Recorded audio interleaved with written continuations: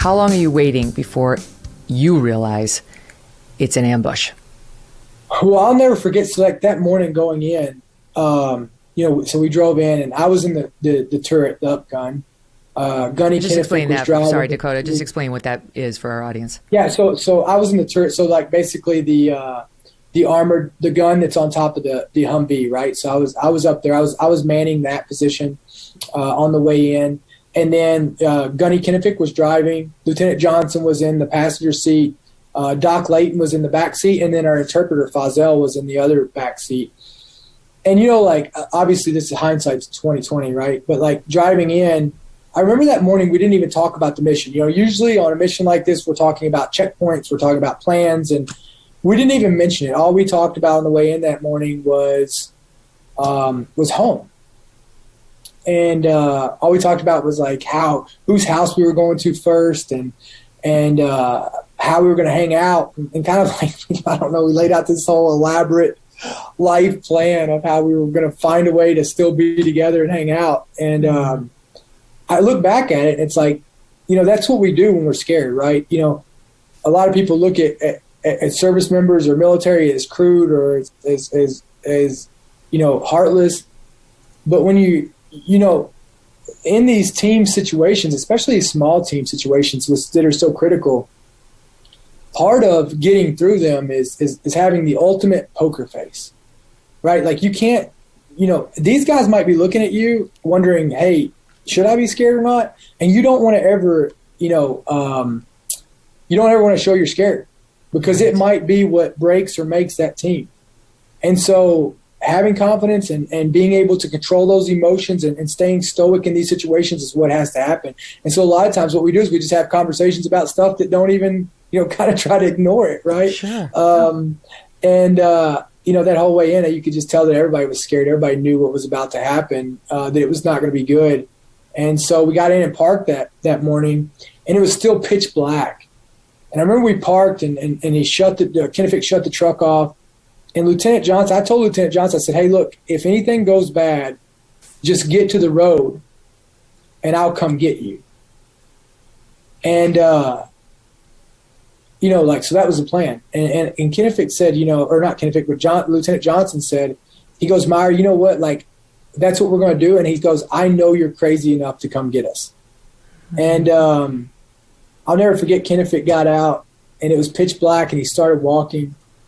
And he said, Meyer, I'll see you on the flip side. And, they all walked off into the dark. And it was probably, as they were going in, there were goat herders passing us, right? Like there were the elders.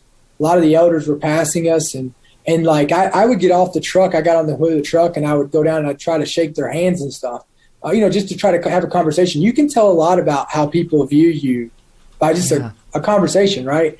And a lot of these people wouldn't even talk to us. Like they just look at us. Now, I'll never forget, they were taking their rosary beads or whatever it was, and they were just like holding them and holding on. And it was just you just had this eerie feeling, and like women and kids were just leaving like masses. And, we knew that there was going to be a fight, right? They're not just leaving because, it's not a coincidence.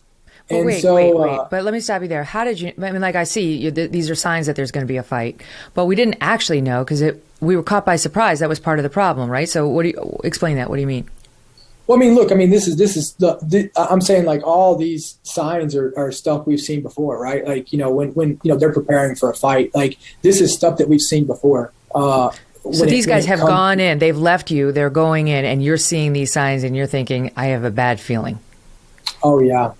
Yeah, I mean, and I, but even before this aspect of it, I took my thermals, like, it's a heat-seeking device, right? It seeks heat, it sees heat, or senses heat, and I could see people running up the edges of the mountains, and look, they weren't going out to get their morning, their morning run in, and so all these are signs that they're going up to their fighting positions, right? And I tried to call over the radio and said, hey, we got guys going up the side of the mountains, and I was told, get off the radio, you're tying up the net, right? As like a a push on me of like, hey, you brought up that this is going to be an issue, and now you're the one tying the net up, and it was just like so ignoring all the signs, so complacent is what it was.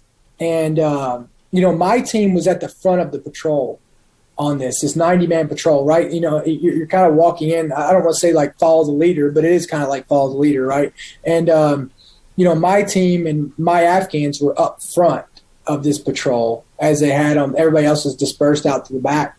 And, as soon as they got in there, I mean, it was just like all the lights in the village flipped off at the same time. And then it was just a fight. Like it was just a fight. This episode of the Megyn Kelly Show is sponsored by the Claremont Review of Books, a quarterly journal of original essays and book reviews illuminating the core issues of our time. The new spring issue just published, and it is well worth the read, which you can do at ClaremontReviewOfBooks.com/MK. The cover essay is a fascinating survey of Russia's advance into Ukraine, how it came to pass, and what it may soon lead to. It's called A Tragedy of Errors by military expert and celebrated novelist Mark Halperin. He's brilliant, and you can access the essay for free at ClaremontReviewOfBooks.com/MK, along with a sampling of other articles from the new issue, including a fantastic review about the 1619 Project and the pervasive threat of critical race theory in schools, a favorite topic of ours here on this show, a terrific essay on what Trump revealed about the American right, and you can access a sampling of unlocked essays from the just released spring 2022 issue of the Claremont Review of Books today. New subscribers will receive a bonus issue with a 1-year subscription. 5 issues for the price of 4 at just $19.95. Go to ClaremontReviewOfBooks.com/MK. Hey, thanks so much for watching. If you like what you just saw, hit the subscribe button for more clips and full episodes.